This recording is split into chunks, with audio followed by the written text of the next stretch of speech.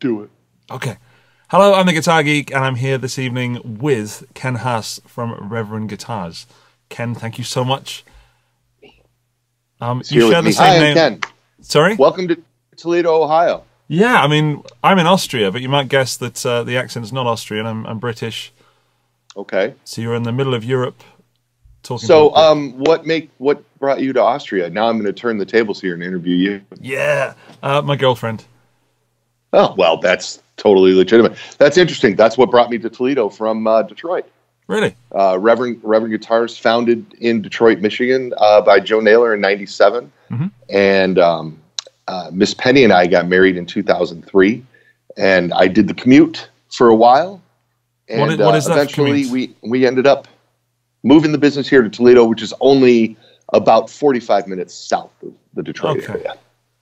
Okay, because my geography in America is pretty shockingly bad.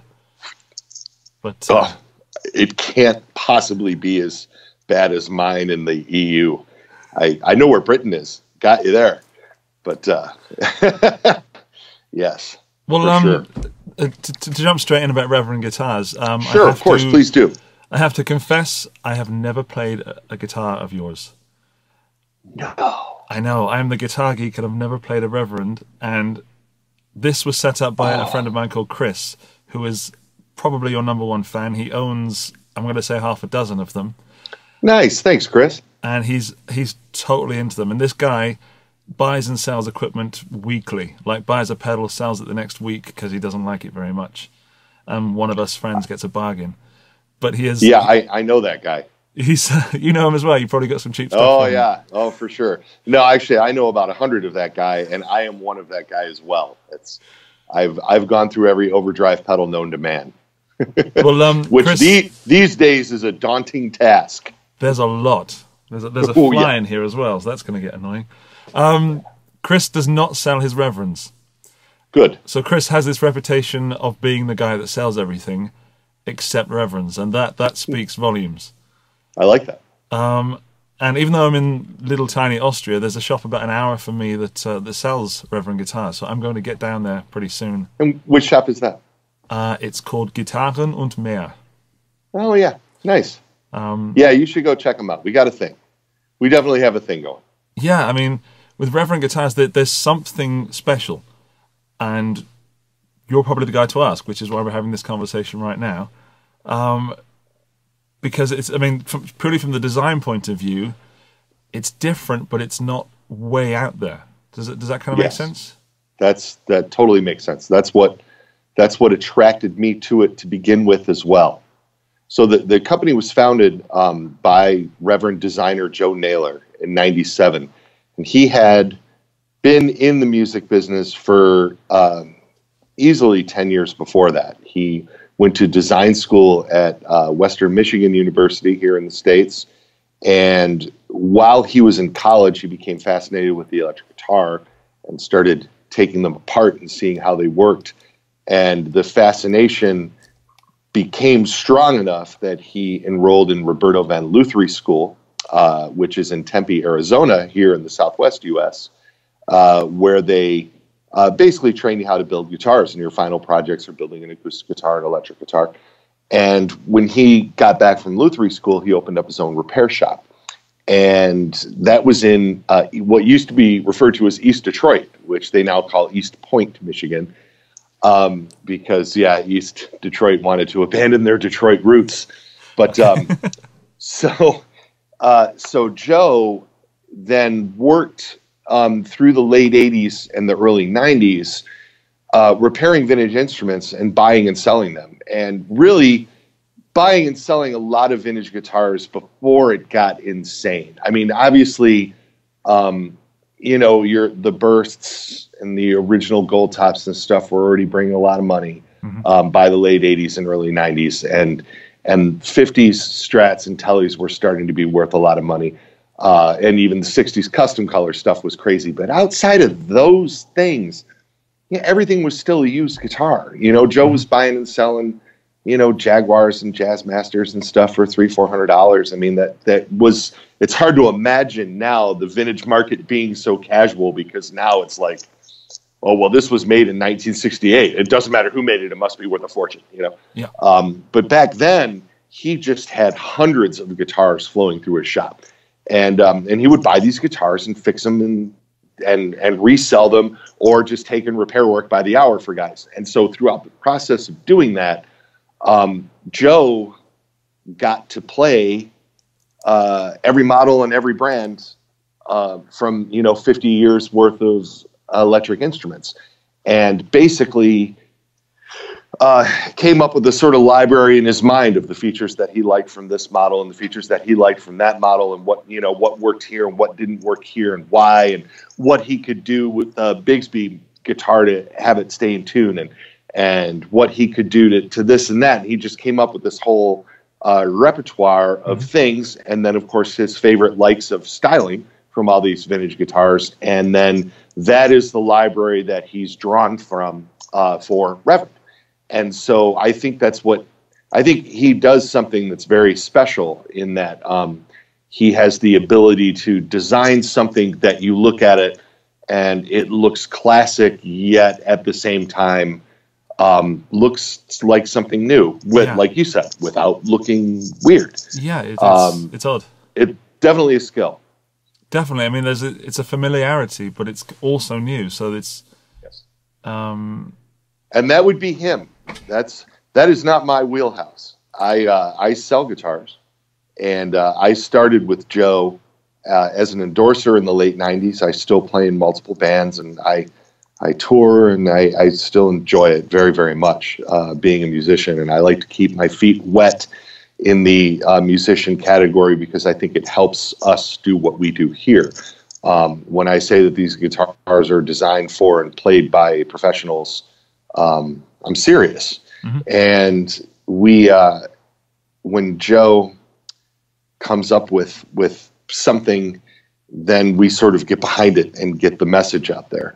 One of the things that has always sort of intrigued me about him is his ability to listen to what players are saying, and they communicate with us in a lot of strange ways sometimes, and be able to turn that into an instrument.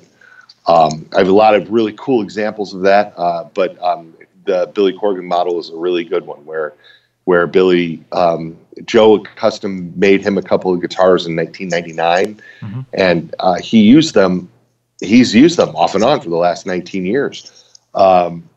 And all of the music that he recorded in that era, when he performs that music live, he plays those older guitars. And so he knew that were Joe... they Reverend branded? Or? Oh, yeah. Okay. They were custom-made. Slingshots were the name of the models, and it was Joe's original design, which was a semi-hollow phenolic body guitar that the fans of Reverend will know what we're talking about. But his original design was a little more outside the box than some of the stuff that we're doing now. Mm-hmm. And Billy really liked those, and Billy knew that Joe had a really good ear and a really good eye, and so when he asked us if we wanted to work on a signature guitar with him, and then told Joe, you know what I like, just go ahead and do it. And Joe did it in, just a couple of passes, which I think is cool. I think that's something that not everybody can be trained to do. It's one of those things that I think people are born with, you know what I mean? And so basically how I started with Joe is I started as a player, and I just started hanging around the shop like guys do.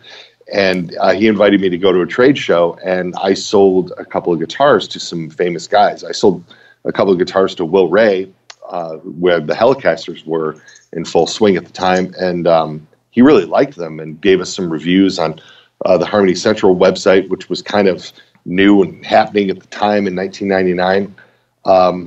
And so Joe started bringing me to all the trade shows, and I sort of discovered that I had a knack for selling the stuff. And so the two of us working together have taken it from, where it was to where it is now, in a nutshell. Well, you certainly have the passion for it, and I think that's the number one thing necessary for sales, I think, is to believe in what you're doing. Yeah, for sure. There's no doubt. I like I said, I still keep both feet in the music scene over here and try to get out as much as I can and play with a lot of the bands that we work with, are bands that I've met when I've been out on the road, or bands that have been introduced to me by artists who are playing our stuff or whatever. And so we've developed this sort of like expanding family of artists that are using our guitars. It's really cool. And yeah, I'm super passionate about it. And then of course we've dialed in some of our heroes over the years.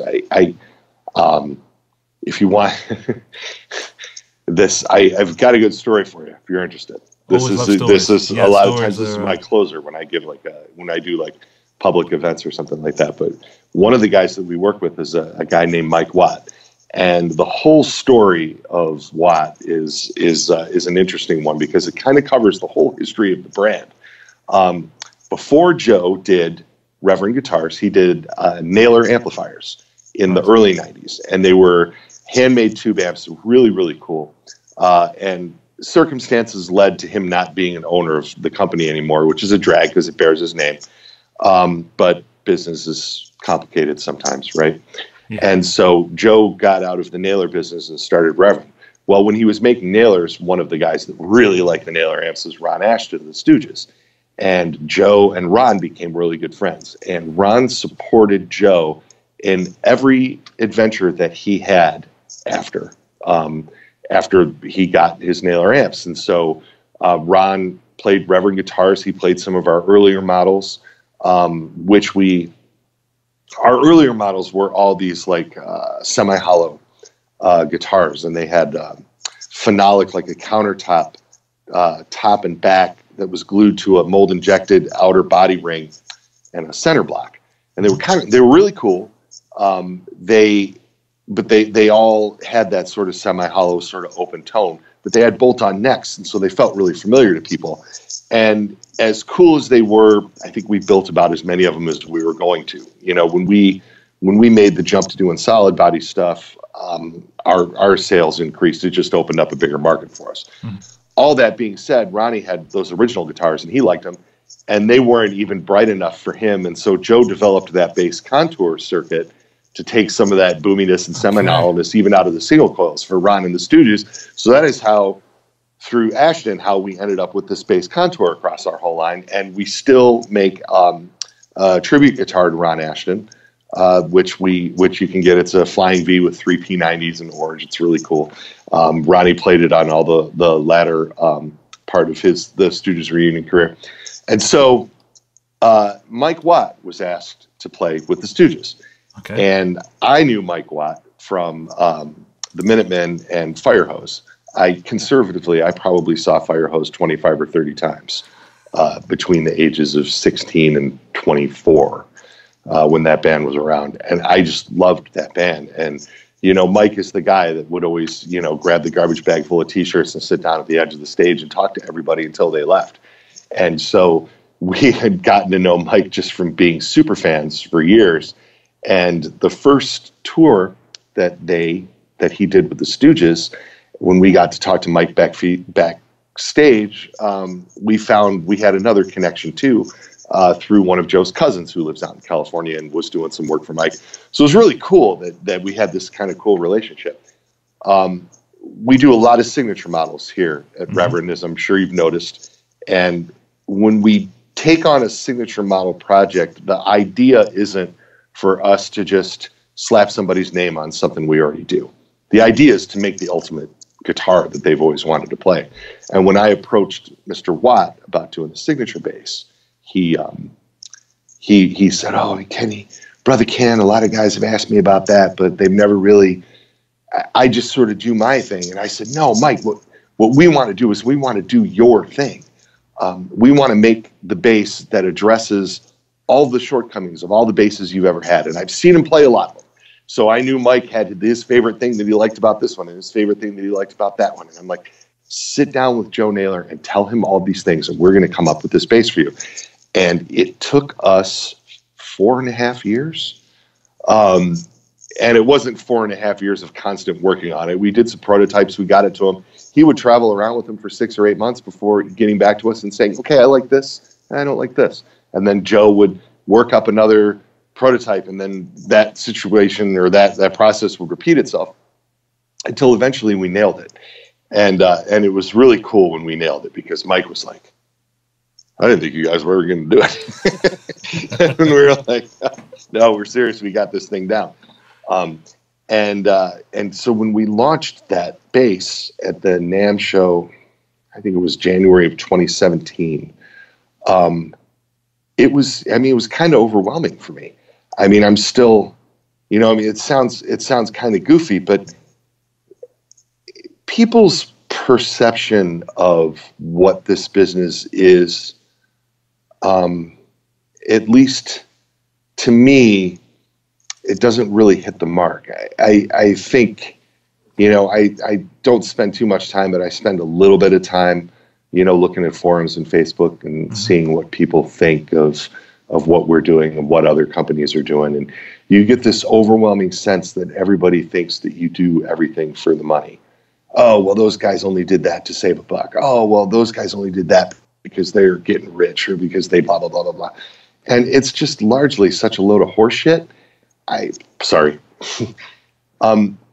I look around me and I don't really see anybody getting rich. And if they are, they certainly know a secret that I don't have. I really genuinely do this because I like it. And making that Watt bass was just a huge accomplishment. It was more of an accomplishment for me orchestrating it than it was for Joe doing it. Because Joe's very confident. Joe's like, yeah, blah, blah, blah, blah. But me, like, I got one of my heroes involved in this thing that means, like, his music means more to me than I can convey to you. And of course, this business is everything that my wife and I do, and so to have those two worlds sort of come together in that instrument and have Mike love it as much as he does and be behind it as much as he is just awesome. And so when we launched it, he played our NAMM show party, and standing in front of him and just sort of taking in, like, wow, like, if you would have told me, it's been 30 years since the first time I saw Mike play live, and if you would have told me 30 years ago that the path that I was starting down would lead me to that moment, there's no way I ever would have believed it. I still don't believe it. It's really super cool. And so that is the story of how Ron Ashton and Mike Watt shape who we are. That's amazing. But and that's what it's about. That's when we work with Jen Wasner from Wyoke or Shade from Code Orange or Matt from Neck Deep or any of these guys, when they get involved with us and they come to me and they have that, oh, I love this guitar. Yeah. I do, like, there's this sort of like commonality there, like right from the beginning, you know what I mean? That makes it worthwhile. And so, and it's really cool now that we've grown to a size where a lot of people are coming to us. I really think that's great. We have a lot of really cool things going on all the time. So, there you go. Big, long Reverend story. That's amazing. I mean, I totally understand where you're coming from. As a small time or growing YouTube channel, I recently attended a YouTube event where I met other YouTubers who were much, much bigger than me, and we're sitting there drinking coffee, and I'm thinking, I was watching your videos 7 years ago, and exactly the path I've taken, I'm right here. And it's so weird that when you just open up to being positive and doing the best and doing things that you have a passion for, you end up where you're supposed to be. And it really sounds, I can feel the passion in your voice and in your face, and there's no salesman in you. There's a passionate musician who enjoys playing these guitars and wants to share them. And that's really refreshing. It's I had a few questions for you about sort of transitioning. No, please. I hope so. Fire away. Well, that's good, because I will blather on. Well, feel free, because the people that are going to be watching this, they're going to be watching it for you, not for me. Well, the main question, which you kind of answered, was the transition between musician and salesman. Do you feel any pressure at all to put on different hats, maybe quite literally? No, it's funny. I was never a big enough musician that I couldn't have a day job. So I sold all through the 90s. I sold automotive paint. I sold liquor over bars. I've always kind of had a sales thing going on, along with what I do. And then, of course, being in bands, you're selling yourself constantly. It's what you do. I mean, if you and to the point of being annoying, but I mean, nobody ever really got anywhere by sort of hanging back and being cool. I mean, somebody's doing the marketing, somebody is pushing it out there for you. So, I never really thought about it. I try not to think about it. And which is probably why I was successful for Joe somewhat by accident, because I knew what I was talking about from experience. And so I was just telling people about something I liked. And when you tell people about something you like, as you said before, you're passionate about it. This is what I like to do. So, here it is. My head of sales here at Reverend, Zach Ward, is a musician that I knew here in Toledo, who used to work in a music store here in Toledo selling all brands. And I had bought a number of things from him over the years because he liked them. And I just knew he was a natural. And when I got to the point where I needed some help doing this, I went to him because I felt like he had the same sort of passion for the industry that I do. And I was right. He's very good at what he does, and he loves it here. And aside from that, we surrounded ourselves with a lot of musicians here in the building. All of our techs play guitar and are in bands. I'm in bands with half the people in the building, but that's okay. And I think that's another one of the reasons why we're able to sort of work together to get things done. It's hard when you categorize something like that. You know what I mean? Like, you think of somebody being a salesman, then that conjures up this like toupee, selling a used car, turd guy. You know what I mean? Like nobody wants. And it's funny. I see that guy in this business all the time too. Like I see that guy like walking around me at the NAMM show or something, and I'm always like, how did that guy get here? It seems like such a weird place, but then it's maybe when someone comes from sales, then they just happen to work in the guitar industry rather than a musician that happens to then work in sales. Right. I suppose. I don't know. But I suppose. I saw them it's a tricky business. I mean, it really, really is. Like I sort of said before, and I'm not the first person to say this. I mean, I've seen a lot of, I don't even want to call out my contemporaries because I don't know who my contemporaries are anymore, but I've heard it said in this business that there's not a lot of money in it. And I mean, that's yes and no. I mean, we support obviously our employees and their families and everybody's children and stuff like that, but nobody here is, living outside of the middle class without a doubt. And I don't see a lot of that. I see a lot of guys like come up with, the classic one is the guy who's got a switching system that you can get 173 different tones out of a Strat. And you gotta, these guys come to me with stuff, and I try to be cool, man. I try to be cool to everybody because I'm not a jerk, but I also sort of know from experience what people want. And I know that there's not a lot of people that are really interested in that. The people who are interested in it can find it online and install it themselves or whatever. But this guy thinks that this thing, is going to make him a millionaire. And it's just, I've seen the product you're talking about. It's tough. And it's tough to, it takes a long time to make that transition, but it sure is fun while you're doing it. That's for sure.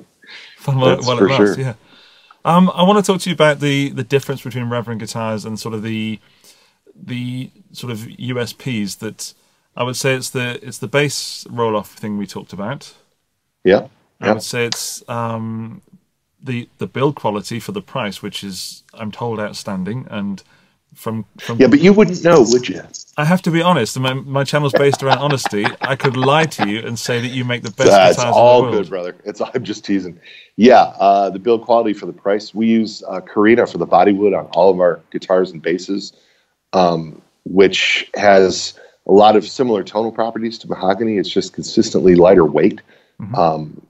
And, you know, it's a premium wood product. It's cool. There's a handful of things that we do different. We pay close attention to the setups of the guitars before they leave here. I encourage my dealers not to have their techs set up our stuff, because unless obviously something gets out of whack going overseas or something like that, if there's a lot of climate changes between here and wherever they end up. But I mean, for the most part, we go through everything in-house in such detail, nut slots, fret ends, intonation, setting up trems properly, having everything be right so that the guitars are spot on when somebody gets them and puts them in their hands. You know, it's sort of the Ibanez business model of the 70s. You walk into a guitar store and you've got 10 different brands on the wall that everybody's heard of, with 100 guitars, and then there's 2 or 3 Reverends over there. Well, I want somebody to go pull a Reverend down and have it play better than every other guitar in the building. Cool. And so we work really hard to sort of achieve that here. And it just sort of the timeline on the guitars, we built those phenolic bodied guitars between 97 and 2005, maybe early 2006, we shipped the last one.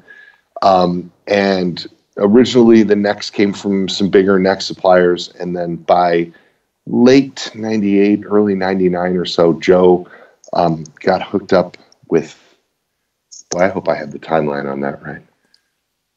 But somewhere early on, Joe got hooked up with Mir Music in South Korea, and started getting necks and pickups made to his specifications. And so we had the necks and pickups brought over, and then we built the bodies, and we sort of assembled everything. And there was no paint in the construction of the bodies because of the way they were constructed. So we were able to sell these guitars for, you know, around what we're selling these guitars for now. But especially adjusted for inflation. I mean, but they were sold between $900 and $1,500, which is about where we're at now, 20 years later. Yeah. And they were really, really cool, but they didn't really have sort of a universal appeal. Like, the guys who played them loved them. But a lot of people just looked at them and just saw that white body ring and went like, oh, Dano, you know, and like just ran from it. And so and then of course, because of that mold injected outer body ring, everything had the same body style. And Joe, being a designer, just had a bunch of cool ideas that he wanted to realize. And so he went to the factory that was doing the necks and the pickups and ordered a few prototype guitars.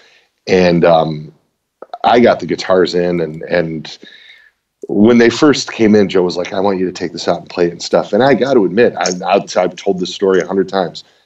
At first I was like, oh man, yeah, I like what we're doing, because that's what guitar players do. Guitar players are like, wait, don't change.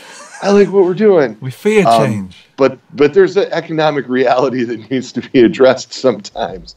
And Joe needed to do something different. And so we got some prototypes of these guitars in, and I took them out on a couple of gigs, and I was like, oh shit. They just sounded so good. They were so punchy, you know, and I had gotten so used to that earlier semi-hollow thing, but I've always played a little bit more aggressive music, and all of a sudden I was playing solid body again. I'm like, oh, wow, I dig this, you know? And so, I mean, he sold me. And so then we started doing both. We started off with the Stage King series, initially is what he called it. And we did our Club King models, Charger models, Jetstream models, and an original Warhawk model. The original Warhawk was a bolt-on neck guitar. And we had those guitars along with the early ones at the same time for a little bit. And then we went on a 2 or 3 month period where we just didn't even take any orders for the old ones. And it got to the point where the Stage King series was just growing so quickly that there didn't seem to be a point in doing the old thing. And the old thing required a bunch of tooling that needed a bunch of repair. and it just wasn't supporting itself. And so Joe has always been one for, and I think a lot of very, very creative people are like this. So when Joe sees this, I'm not Joe. You're not going to be surprised by me saying this. Whatever Joe is working on is the best thing Joe's ever done. And that's Reverend, so when Joe had created this new line of guitars and they played better and sounded better to him, he was like, well, why would anybody want what we used to do? And, you know, I love that because that's such a Leo Fender thing. You know, when he invented the Stratocaster, he was like, well, we should quit making Telecasters. Yeah. And Don Randall was like, what do you mean? You know, people are buying them. He's like, well, I don't understand. I just topped it, you know. And so there's a little of that goes on there with Joe, which I think is really super cool. It's one of the things that to have that kind of drive, right, is admirable. Because, you know, you could just go like, yeah, look what I did, and be done. But keep moving forward, keep there's pushing. There's just a constant need for, you know, improvement and moving forward. So we left the original guitars behind, and we have been developing these, and we've made changes and upgrades and improvements over the years, and we have stuck with Mir the entire time. So the guitars are manufactured in South Korea, and we bring them to our shop, which used to be in Detroit area. Now it's here in the Toledo area. And we do, like I said, we do complete setups and inspections on the guitars. And then from here, they go all over the world. And we've added a lot of sort of unique features over time. I know we're on Skype. I don't know if this is going to correct if I grab a guitar. But this is a Billy Corgan signature model. Mm-hmm. It's got the cool circle R thing. Purple burst with cool pickguards. Joe has created this triple string tree that holds the G string into the nut. Really kind of came about with our Descent baritone guitar and the need to hold that third string, which is a D on the Descent, down into the nut slot. And then it was just such a easy, simple, creative fix and concept to that thing, such an easy solution that we started offering it across the line. And then of course we went to the Carina on the body for the bodywood, and as time went on, in 2010, Joe and I had sort of a leadership switch. Just doing the design work and running the business at the same time was kind of kicking his ass, I think. And he really just wanted to focus on designing guitars because nobody likes focusing on paying taxes, including me. But the things that you have to do in order to run a business, you know, need to be done. And all that stuff was sort of taken away from the time Joe wanted to spend at his bench. And so Penny and I came up with this crazy idea that, hey, let's just buy the company from him. And so we did that in 2010. And then Joe, of course, has stayed on as our designer and chief advisor and figurehead guy. And so the checkbook basically went from his desk to my desk. So we did a really cool thing that doesn't happen in business ever. Joe and I were friends for years. And then he hired me and we were still friends. And then I hired him and we're still friends. So I think it's really cool. And so when the pressure of the business was taken off of him in 2010, that was when things really exploded around here. I think that's when Joe just hit like his real creative stride. We had already done the Pete Anderson hollow bodies before that point. And then it was on to the Rick Vito models, the real Art Deco stuff, and then the Pete's East Sider models, and then the Senseis came out, and then of course the Corgan and the Watt and all the things that have come since then. And then Railhammer pickups. I don't know if you were going to ask me about the Railhammer pickups. Now you're starting to hit names and model things that I recognize. These are the ones that are starting to, well, not starting to, but have been in my atmosphere for some time, particularly the Senseis and the rail pickups, which I have done some research into, but assuming that people are watching this that don't know what they are, then tell us. Yeah, man. I'm leaning over again. These are rail hammers. Mm-hmm. They so the idea is, and this is what we call a hum cutter. I don't have a full-size one handy, but the idea is there are blades underneath the wound strings that keep the bottom end Well, just move of over the to guitar your left nice and tight. There we go. How's that? Yeah. Yeah. So the blades under the wound strings keep the bottom end of the guitar nice and tight and responsive. They offer like a natural compression. And then the oversized slugs under the plain strings allow the plain strings of the guitar to bloom nicely and be warm sounding and sort of PAF sounding. This came about. Joe plays some down-tuned metal riffs in some of his guitar in his band, and he really loved that sort of that chunky distorted rhythm you can get when using blade pickups. Mm-hmm. But then the flip side of that always is that the top end of the guitar always becomes shrill because that blade takes a narrow slice of the magnetic field that's being created by the string. And when you transfer that over to the plain strings, you end up getting very, very bright sounding high end. Yeah. So he figured out that you could split a pickup in half and basically do a traditional pole piece thing on one half of the pickup and do the blades on the other half, and played around with it to where it balanced. And now we offer many different kinds with just different outputs and geared towards different things. This particular version does a P90 thing like you wouldn't believe. By playing with the magnet and the wire gauge and stuff. You come right to it, but it's completely noiseless. All we've done here is removed one of the blades and three of the poles from a full humbucker and then played with it. And you're taking a smaller slice of that magnetic field like you would be with a single coil, but still holding it together. And they really sound fantastic, and they really sound cool. And they're becoming more and more popular. You know, we were able to get a bunch of guys involved. Bob Balch from Fu Manchu was one of the first artists to really get down heavy with the rail hammers, which is cool because there's a lot of gain and a lot of fuzz going on with that band. And so it was really cool to have somebody like have such a perfect example of what this pickup is capable of. And then Corgan as well. I mean, Corgan loved P90s, and those original guitars that Joe made for him back in 99 and 2000, whenever that era, had P90s in them. And we went through all kinds of rigmarole to get them to be noiseless, and we tried a lot of things. And when Joe discovered that he could sort of do this and make these sound like P90s, it opened up the whole world, you know, for us to be able to present things to these artists.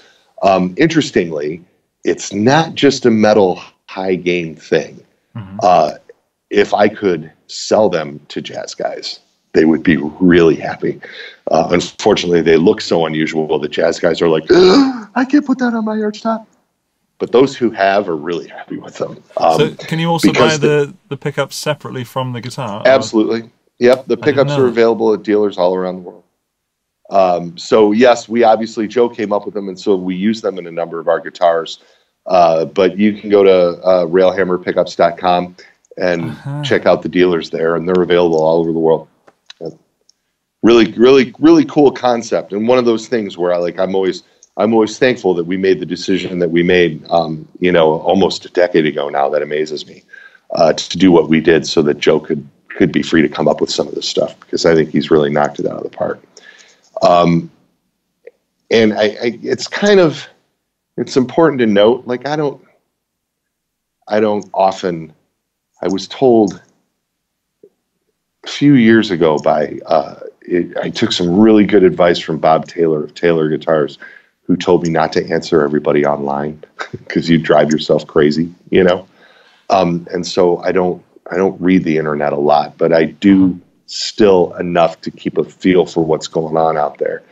And what we're trying to accomplish here is we want to make a pro level guitar that's actually affordable by people who play out, whether it be the blues jam or whether they're touring in a van with their punk rock band or their metal band, or whether they've got a weekly gig at the country club, or whatever it is.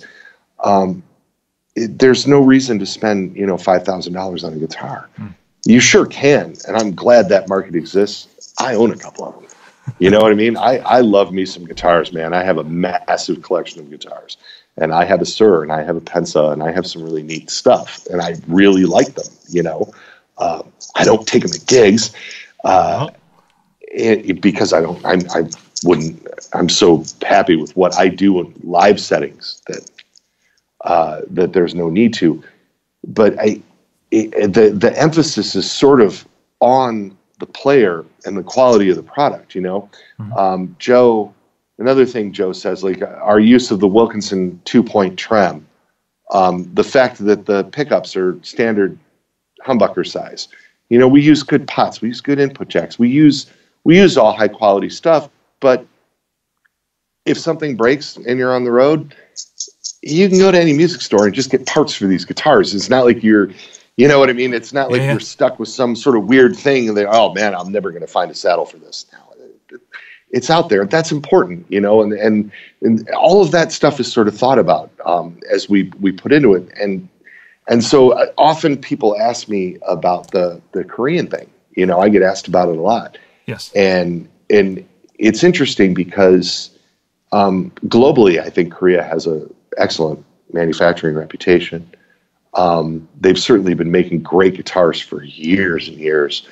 And this factory that we use is third generation owned. They've been building instruments for 70 years. Wow. I feel like we're tapping into an existing talent pool. Yeah. When somebody asks me, oh, well, you should make a high-end version of the Jetstream. And you should build it at your shop in Toledo. And, you know, you could sell it for like, you know, $2,800 or $3,500 or whatever the going rate for a high-end, you know, US made guitar is or whatever. The thing with that would be, I would only be chasing the quality of the guitar that I'm having made now. And that seems kind of silly to me, just to hang that prestige on it, just to hang that price tag on it. I mean, why do that? I'll put anything that I do up against anything that's made anywhere, and go. So I've never really felt the need to do that. We sort of run the business the way we run the business to make the best guitar we can, the most affordable that we can, without doing anything, you know, on the cheap or without price gouging guys or getting rich or all that stuff. You know what I mean? That goes around out there. We just kind of do what we do, and lucky for us, people are into it, man. You know, we attracted enough attention that here you are, which I'm amazed. It's super cool, man. And thank you for having me on. Hey, no worries. I mean, thank you for answering my online request. You know, you took notice of one of them.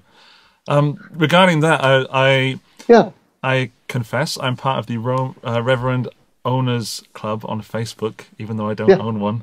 Cool. So they're about to kick me out when they watch this. But one of the most asked questions, you've just covered it, like why not make the US version and make it really good? And I kind of guessed that's what you were going to say, because that isn't Reverend's bag to stick a high price on something when you're already making something of great quality. Yeah, it doesn't. I don't see what the advantage would be. And like I said, I would only be chasing the quality of something that I get now.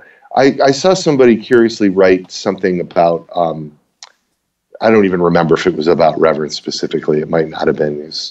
There's other brands that are getting a lot of attention right now for various reasons.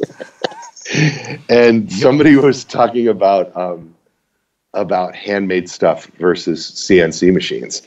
And I mean, I am of the school of thought, and I have friends that have worked for us that handmade guitars that do unbelievable stuff. Boy, there was a girl that worked for us, Megan. She has her own guitar company now out in California, and she hand makes these acoustics and mandolins and stuff, and you would die. They're unbelievable. They're just so spot on perfect.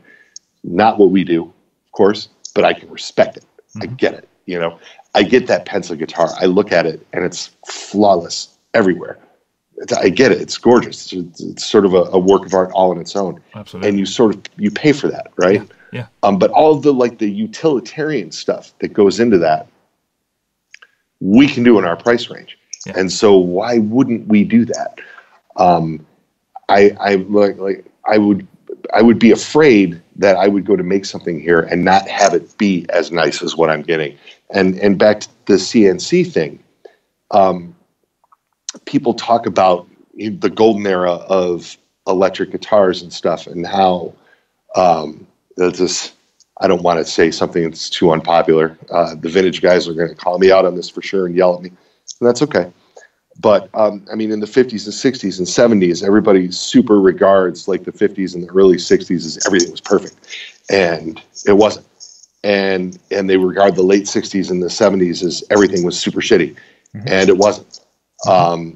People were building these guitars, and there was probably a higher percentage of people that cared more in the 50s and built better products. But the bottom line is, you can't look at a 58 Strat and be like, oh, that's the best example of that I've ever seen, because they're all a little different. The neck joints are all a little different on all those guitars, because guitars were done by hand. Yeah.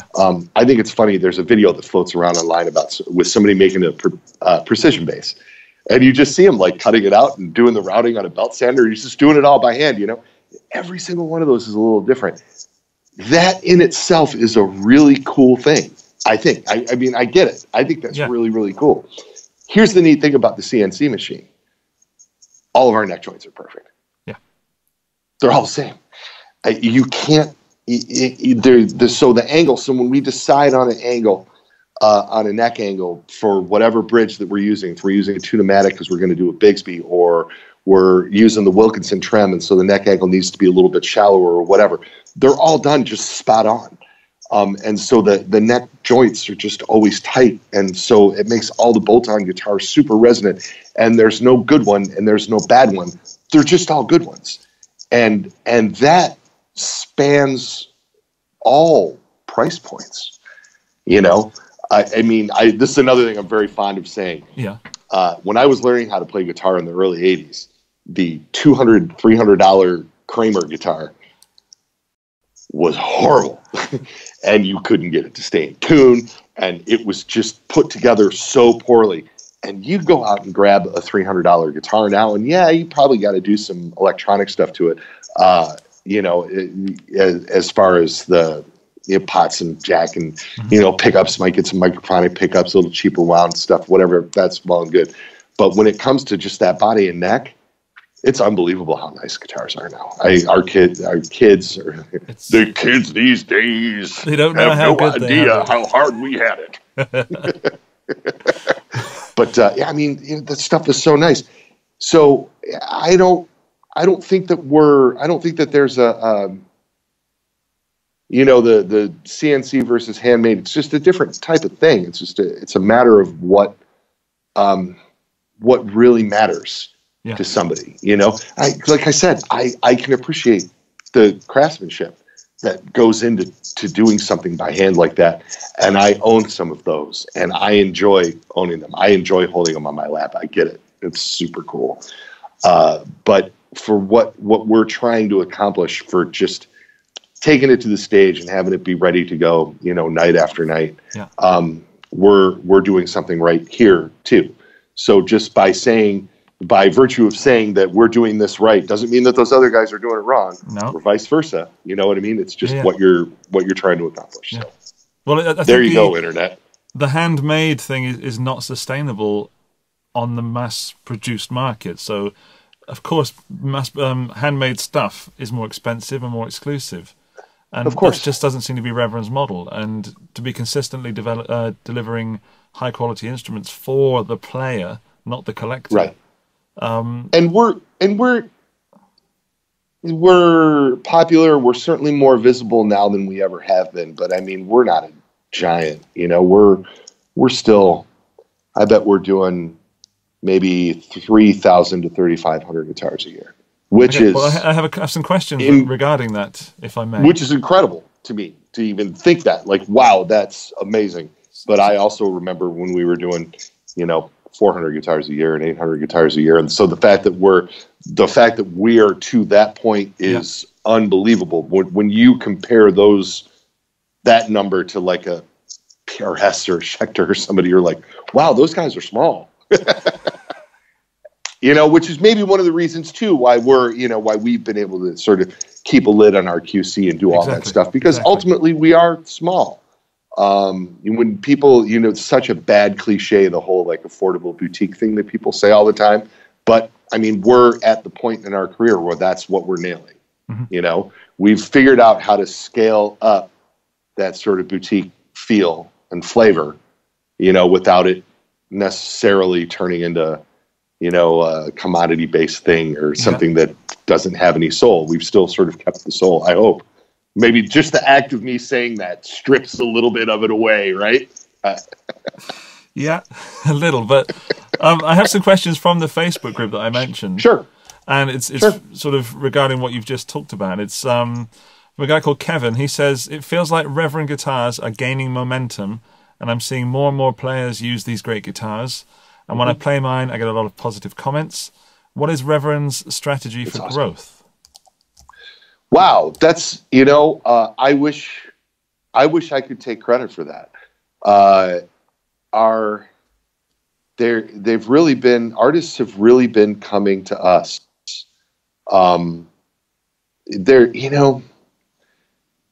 This is a high horse that I get on. You're helping me up onto another one of my high horses. You go for it, man. You hear all the time in the music media, or more in the mainstream media, guitar's dead, guitar bands are dead. Oh, nobody cares about the electric guitar anymore. Oh, Gibson can't survive because nobody's buying electric guitars because there's no guitar heroes and blah, blah, blah. And it's just such a load of crap. There is more music available right now at your fingertips than at any time in history. It's insane. And the talent of bands out there, every time when somebody tells me that, I gotta laugh when somebody tells me that there's, there hasn't been a good band in years. There hasn't been a good band since Aerosmith, young man. Give me a break. I get bombarded with really cool shit all the time. Yeah. Sometimes when I least expect it, here, a really good example. I'm going to call him out. I have a 22-year-old daughter, lovely girl, and she was dating a guy who was doing merch for this band out of one of the local colleges for a little while, and then she's not anymore, but this is years ago. And I remembered the name of the band, Hot Mulligan. I just thought it was kind of a funny name, and I looked up what it was and went, whoo. And then all of a sudden, I started seeing them pop up everywhere. Yeah. And then the dude called me, and he was like, hey, I really want to play Reverends and blah, blah, blah. Can we work something out? And they were getting ready to go on tour for some ungodly 22 weeks with some band. I was like, wow, what balls it takes to get in a van to quit your job or to drop out of college to go ride around in a van. When you don't know what the future's going to bring for you. That's the guy that's got the commitment. It's sink or swim, but he's all in, right?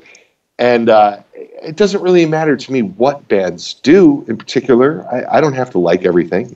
That's not what I'm in this for, you know what I mean?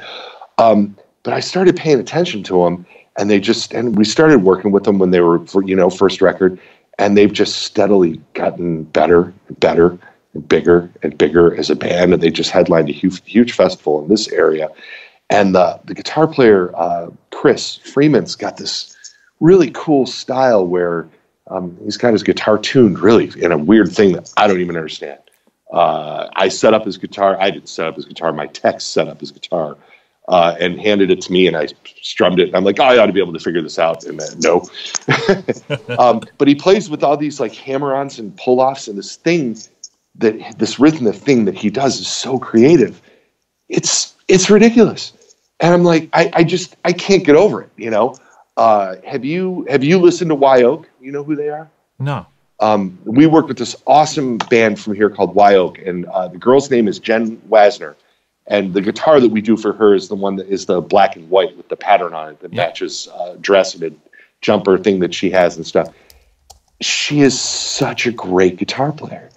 And she's an incredible songwriter, an incredible singer. And she does all those things. And even she'll kind of downplay her guitar playing a little bit.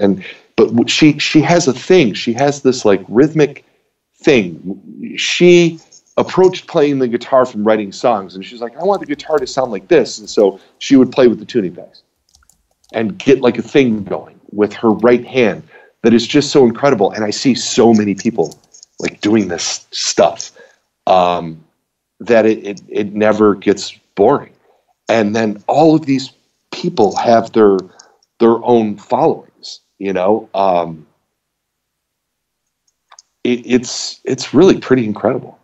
We just started working with a band that I had never heard of until recently called Laney, and they're just huge globally. Now they're on our homepage. He saw our stuff somewhere and wanted to check it out. And the secret to getting all this artists and being seen everywhere, I think, I hope it's just that people are having a reaction to what we're doing. Mm-hmm. They're having an emotional reaction to what we're doing when they see other people playing the guitars, and maybe they can just pick up on a little bit of that energy that we're trying to put into them, and people want to be involved, and people are calling us, and you know, people's management are reaching out to us. Hey, so-and-so wanted to get a guitar for this and that. And it's, whoa, really cool, you know? And of course, having the legends in the stable. I mean, Ashton is a legend. Watt's a legend. Pete Anderson is a legend. He's, you know, he's just all the Grammys and all the production of all different, you know, from all of his work with Yoakum to Meat Puppets and Michelle Shocked and all the really cool stuff that he did, which covers such a wide range of music. And Rick Vito was in John Mayall's Blues Breakers. And then Jackson Browne and Bob Seger and Fleetwood Mac for a number of years, and still plays in McFleetwood's band and is just an ungodly good slide player. And Rick has the respect of everybody in the industry and all these Nashville guys and all those guys down there are like, oh, Rick Vito plays Reverends, and it gives us this like certain, you know, thing. You know, well, it was the Rick Vito that I saw a few of your guitars around. And they appealed to me, but never sort of slapped me in the face. But it was the Rick Vito model that I said, "Wow, that's something that I would like to try out." And then from then, I sort of went back and checked out the other one, the Chargers and everything. And it's that Rick Vito model that is probably the reason we're sat here right now. That's cool. And we have a whole new model coming out with him this year too. A whole new thing that is every bit as cool, if not more. Sweet. Awesome. Yeah, I'm really excited about it. So it's kind of a mixture of, I mean, the reason why I think maybe some of these seasons everywhere is because there's a lot of young players, there's a lot of older players, and they're in all genres of music. We're not just sort of, you know, we're just into cool stuff, I guess. I don't know. We're lucky. That's why. There's an element of luck, isn't there? But as I'm telling my sort of contemporaries, that it's the harder that I work, the more lucky I get, and that's right. Well, no, that's cliche. No, that's spot on, man. Better believe it. Yeah, it's a cliche for a reason. I mean, right. I'm just going to check up. I mean, you've covered so much, and it's so interesting. I'm going to say listening to you because it's just amazing to have all my sort of questions answered. And as a non-reverend player, that's going to have to change, I think. I want to talk about the Air Sonic, if you don't mind. Oh yeah, sure. Yeah, I was just holding one over here a second ago. Yeah, this is odd. This is I remember when it first came out and was doing the social media. It's like, is that guitar? It's got a hole in it. Yes. And it's like, yeah, I think it does. Is that? And someone posted a photo, like, is that the carpet through the guitar? You know, and I said, no, it can't be. And it obviously is. Yes. That's weird, but not too weird. I mean, it's really appealing. And a few of my friends have one now. Oh, cool. And yeah, it's certainly no weirder than putting a reverse headstock in a Tele. No. Sorry, I just had to throw that out there. This is this thing. It's more about the shape of the body when you're looking at it in this direction. Joe has been nurturing this idea for the last couple of years. And what's going on here is the body is your sort of normal electric guitar thickness underneath of the bridge, right? And it's a solid body. So you get the initial attack and sustain that comes from having this big block of wood down the middle, right? But the wings are very, very thin, as you can see. And with the control cavities, of course, that are punched into the wings for your input jack and volume and tone and bass contour up here, along with the F-holes punched straight through the body, allows the wings to resonate freely when you're playing the guitar, and it gives the guitar some semi-hollow like open tones while retaining solid body character and initial attack and sustain. So this guitar really crosses over the sound between like our Manta Ray guitar or whatever and our solid body Jetstreams. It's like a real sort of combination of the two tones sort of meeting. And the real trick behind that is that resonating body, you know? And like I said, Joe riffed on this concept for quite a while. And so the F-holes are kind of a cool novelty, but they do also serve a purpose. And it's been very, very popular, man. I mean, it's cool to do something that's like super far outside the box. I was so excited at Winter NAMM this year too, to have like 6 of them in 6 different colors, you know, across the top of the display. And we have some really cool people have picked up on it and really enjoy using them so far, including Bernie Williams, who's you guys over there in Europe probably don't care about the New York Yankees, but Bernie Williams is an all-star baseball player who just is also a fabulous guitar player. And he does this really cool sort of jazzy blues type style. I hate to pigeonhole what he does, but he's an incredible guitarist, and he's been playing the Redburst Air Sonic just like this one all over for the last 6 months, man. And there's stuff, if you're on YouTube, if you look over here, you can probably Bernie Williams Air Sonic will pop up, because this guy here is smart enough. This guy here is probably going to tag the Air Sonic in this, talking about this. And so some of these videos will show up and you can see how cool it sounds. It's just something that's really, really different and unique. And so it's also the extension then back to Naylor of the guitar he wanted to play. So right. Joe is playing one of these. Really? And that was why which is why we go through all of this so that Joe can get the guitar that he wants to gig with. You know what I mean? He's got his Railhammer, his preferred Railhammer pickup in it, and his, you know, his preferred setup on it or whatever. But he knew it would work, and he wanted the tone for his band. And so now we all have the Air Sonic. So thank you, Mr. Naylor, for that. It's cool. And yeah, man, I mean, there's a lot of really cool traditional guitars out there. There is no doubt, but every once in a while, it's fun to throw a curveball. Right? But I think it's the freedom you have as a company, where if the big F or the big G were to do that, it would be called gimmicky. Oh, for sure. Yeah, and I say that all the time. That lockdown. Yeah, when people ask us why, and one of the answers is I'm not held down by the weight of my own legacy in any way, shape, or form. I mean, like you said, even younger 40-year-old companies, like PRS are like known for the thing that they do. Mm-hmm. And when they step outside of that, everybody freaks out, the Fender stuff where they put the Jaguar hardware on a Strat or whatever, all the stuff that they did this year. I mean, even I went like, here, I'm trying to do something new. And I looked at those and went, ooh, that ain't right. But I get it. I mean, it's that some of them are cool. Yeah. I love the colors and some of the stuff is cool. But my initial reaction, I had to warm up to it, because just like every other guitar player, I've got my Fender guitars. I've got some vintage stuff. I've got a really cool 64 Jazzmaster. I love that guitar. I've been lucky enough to get some really cool old guitars from some of my dealers. And I get all that by Miss Penny under the guise of market research. Hey, Ken, that's savings account. That's why I started this YouTube channel.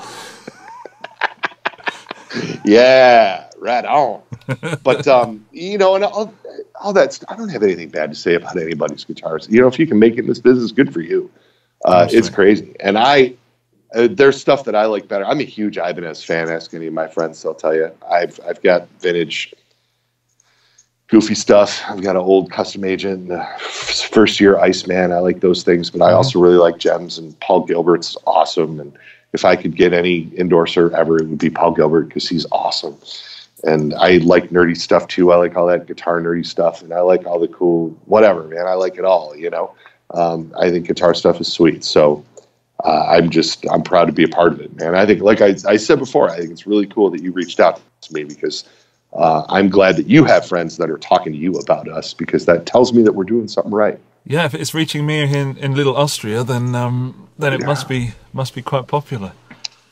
Ken, I want to do something with you that I do with everybody. Okay. But I've never done it with someone who is in your position. It's called Desert Island Gear, which is a bit like Desert Island Records, where the preconception you're on a desert island. Okay. There's no escape. All right, but there's power. This is how I judge your personality because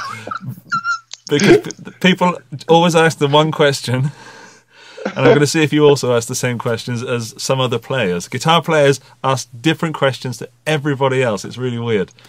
Okay. So yes, there's unlimited green power, which is coming directly from the sun. Oh, there's like the wave. There's the wave machines that turn it into AC. Got it. I'm cool. Yeah, there's all hydraulic. You've got it all going on. You've got no worries there.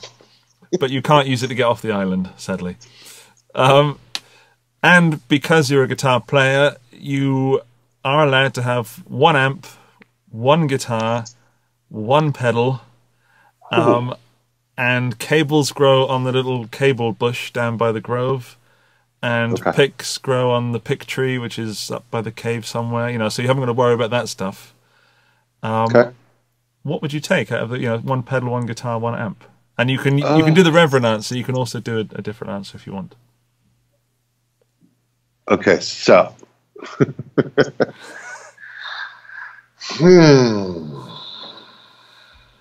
I would take a 2-humbucker bolt-on version of my guitars because I think that would provide the most tonal thing. I think often when I gig out, I'm a bridge pickup guy. I always have been. But if I'm going to be alone on a desert island, I'm going to want a neck pickup. So the Air Sonic would be a good candidate, but also our Jetstream HB, which was the guitar I played live for many years. It would probably be one of the two of those. I would have to pick an amp with an effects loop and had 2 channels so that I could have clean and distortion, right? Yeah. So I'm going to say a Car Slant 6V, and then I'm going to put a delay pedal in the effects loop so that I don't get the shitty sound that you get when you have delay going into a lead channel, so that the delay channel can be between your preamp and your power output. And so for a delay, I'm going to go with the Keeley delay workstation because I just got one and I love it. It's awesome. There's all kinds of cool stuff going on there, from slapback stuff to some really cool reverb stuff to weird like duck delays and digital and analog and all the stuff. It's a really cool little pedal. He packed a lot into that bad boy. So that's it. So let's go Reverend Jetstream HB, Keeley delay workstation, and Car Slant 6V. Done. It's yours. Yes. And no acoustics. I don't even own an acoustic. I own all these guitars. And oh, really? I don't. Yeah, I get asked if Reverend will do acoustics, and I think you sort of stick to the things that you know. Do what you do best. Definitely. And there's people out there that make really good acoustics, and I don't have anything to add. I don't think Naylor has anything to add. Watch, I said that. Naylor's going to show up tomorrow like, dude, check this out. I reinvented the acoustic. But I don't think that's going to happen. So I don't really have any intention of doing that. As I like to say, a couple of my employees, one of them in particular, has a acoustic solo gig where he goes out and does the whole corner of a restaurant thing and does really well by it, and is very good at it. But I make fun of him for it constantly because that's my job. And I always tell him that we invented electricity. So therefore the acoustic guitar has been made irrelevant. It's redundant. Totally. Yeah. No, I can't agree nor disagree. I have to sit somewhere in the middle there. Yeah. The Martin guys will yell at me. That's fine. It's all good. It's all in good fun. We know it's all. Yeah, but I think you're doing the right. I mean, it's the right answer. Not that it's my right to say so, but I think if Reverend started producing acoustic guitars, it would be weird. Well, Joe dabbled in pedals in the early 2000s, and even dabbled back into amps. I mean, there are some Reverend amps out there in the world, Hellhound and the Goblin and stuff, and they were cool. But every time we dabbled into something like that, it sort of took the focus away from the guitars, and the guitars has always been Joe's main focus. And especially now, 15 years later, the pedal and the amp thing is just massive. I mean, I don't want to say oversaturated because I think that sounds a little harsh. But there's a lot of companies out there that are making a lot of really cool things, and I like them all, you know what I mean? So I don't feel like squeezing into that marketplace makes any sense. But over here, just in the States alone, I really don't have much of a feel for what goes on with pedal making in the EU. But over here, we've got a whole bunch of giants. We've got, Earthquaker and Wampler and Keeley and Daredevil. And there's so many people. My friend Brad from Fu Manchu with his creepy fingers. And there's just so much cool stuff, I still use a lot of MXR pedals, and I just recently got a Bogner Lagrange distortion pedal because Reeves bought one. Oh, we go this whole time without talking about Reeves Gabrels. How did that even? I don't know. It's not even possible. Come on, Ken. Well, let's we've got time. Yeah, he's another one. It's just like the Watt thing. Reeves used to write a column in the back of, I don't know if it was guitar. I think it was Guitar Player. It wasn't Guitar. There used to be a magazine here called Guitar for the Practicing Musician, but I'm pretty sure it was GP, and Reeves did the back page, and it was like the back page with Reeves Gabrels or whatever. And that first Tim Machine record both Tim Machine records are great, but when that Tim Machine record came out, all of us like rock guys and us alternative rock guys or punk rock guys or whatever we were in the 80s, we were all like, oh, David Bowie, And then he came out with Tim Machine. We were all like, oh, whoa, dude. Yeah. And, and he just plucked this Guitar Player out of the ethos. And Reeves is amazing and instantly became one of my heroes. And because he has that sort of, I don't know, I shouldn't talk about him because it's weird. Now it's weird talking about him because he's one of my friends. And you get that weird sort of like, what if he sees this and thinks I'm a dick? But he has that sort of manic. Well, let's hope he does. His tone, yeah, right, for sure. His tone is always impeccable, and he bridges the gap between all of the sort of classic rock heroes and then that sort of manic playing speed thing. Well, still having that have soul and personality and stuff, and he's just he's such an incredible all around player. Yeah.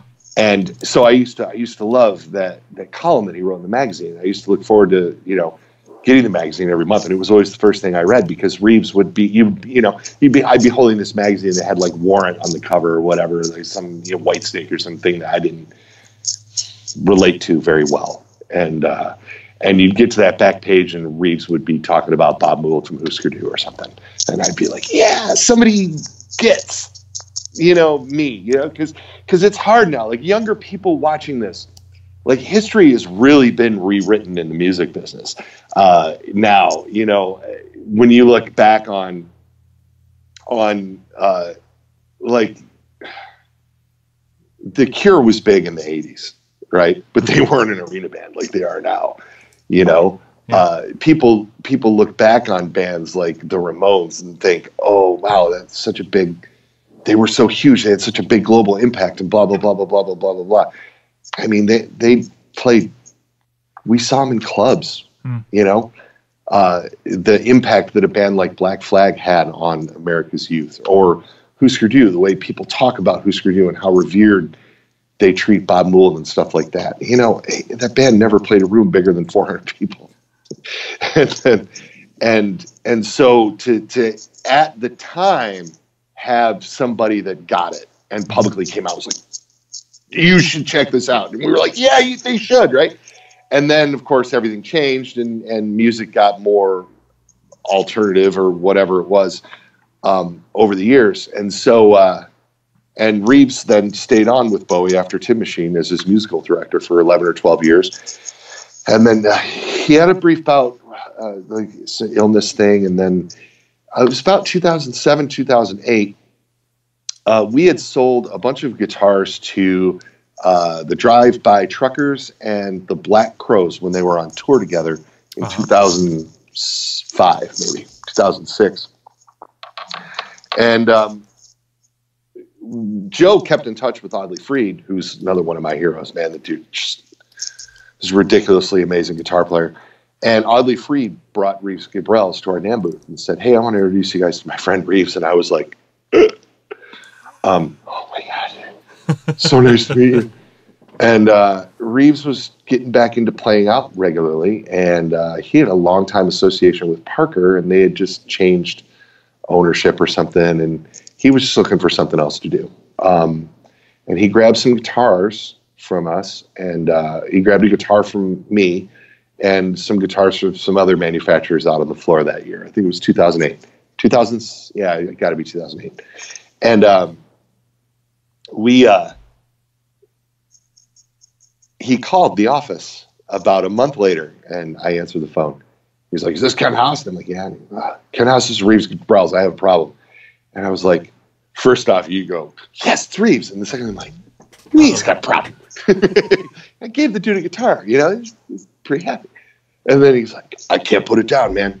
I take it to every show. It's the first guitar I pick up. It's the first guitar I pick up at every gig. And I end up just playing it the whole night long. So you tell Joe Naylor if he's ever interested in working with me and making it more official that I'm interested. And I'm like, cool, hold on. Hey, Joe, want to do a SIG model with Reeves? Fuck yeah. Yeah, dude, he's in. Hold on. Click. You know what I mean? And put him through. And we launched a signature model with him in winter of 2009. And we've been making a version of that original guitar ever since. It's gone through a few different incarnations. And then he got the call to replace Porl in The Cure, which was just unbelievable. The Cure called him up and had him come out and do a few shows, and then he was asked to become a member of the band. And so that led us making another version of his guitar, which was a little more Cure friendly, a little more, just a little more suited to some of their material. Because he plays in The Cure, man. Anybody who thinks that The Cure is keeping Reeves Gabrels from shredding they let it. He gets to get off on quite a few of their songs. It's super cool, and cool. He does play the original signature model in The Cure here and there. But then we work together with him to make the Space Hawk guitar, which is a sealed semi-hollow, so you can still get a lot of gain out of it when necessary. But it also works very, very well for a lot of The Cure's older material, and it's been incredible. I mean, so that association, then I can't understate how much something like that helps us as a company. Because I'm sorry, that's credibility. I mean, here's this guy who started working with us for no other reason than he liked us and he loved the guitar. And then when the time came when he could do whatever he wanted with whoever he wanted, he stayed with us and has become one of our dearest friends, man. And I love the guy more than anything in the world. He's super awesome. And if you look up Reeves Gabrels on this YouTube thing, you'll see a bunch of videos of me and Reeves telling this story together. He tells it better than I do. And now we have a third model with him, the Dirt Bike, which is just this really badass little single pickup, little solid body. And the idea behind that Guitar Geek, basically, it sits next to the doorway when he's home in Nashville, and he can grab it and run out to the bar and play with any of his friends that are playing around Nashville at any given time, because he lived there for so many years. Just sort of a plug-and-go kind of a thing. Like this little Schwinn bike he had when he was a kid, this little Suzuki motorcycle he had when he was a kid. That was sort of where the Dirt Bike name came from. So interesting stuff. And can you see my text? I hope not. Actually, Ken, you're starting to break up. Yeah, sorry about that. You're starting to break up a little bit. I just want to make sure that we've still got you. Hello? Hello? Are you still there?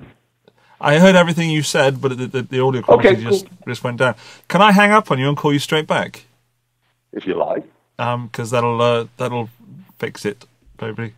Oh, okay. One second. So we were talking about the dirt bike, which is a rather fantastic looking guitar, and the one that, to bring it back to the beginning of the chat, our now mutual friend Chris Wilson, he's said this is the guitar I should be asking you about because there's not many reviews of it. There's not much out there in YouTube land. That'll be changing. We got plans. Reeves and I just did some videos with that model, which are going to be on Reverend's YouTube channel shortly. We just shot some a couple weeks ago. I'm going to do a couple of videos with that model with Greg Hughes. So those will be available on YouTube shortly. Awesome. It's a really super cool guitar, 24 3/4 scale with the Wilkinson trim. Refest, you can be real aggressive with those Wilkinsons, as of course Cabrals will be. We do a signature version of the Railhammer pickup for Reeves, which has some significant output, but not super hot. Keeps it a little warm around the top end. Really, really cool sounding pickup that we do exclusively in a brushed nickel cover for Reeves, which I think looks amazing on whatever you put it on. And then we're doing it like in old Schwinn colors, just for kicks. We matched the blue he had on his bike when he was a kid, and that's sort of the mainstay model.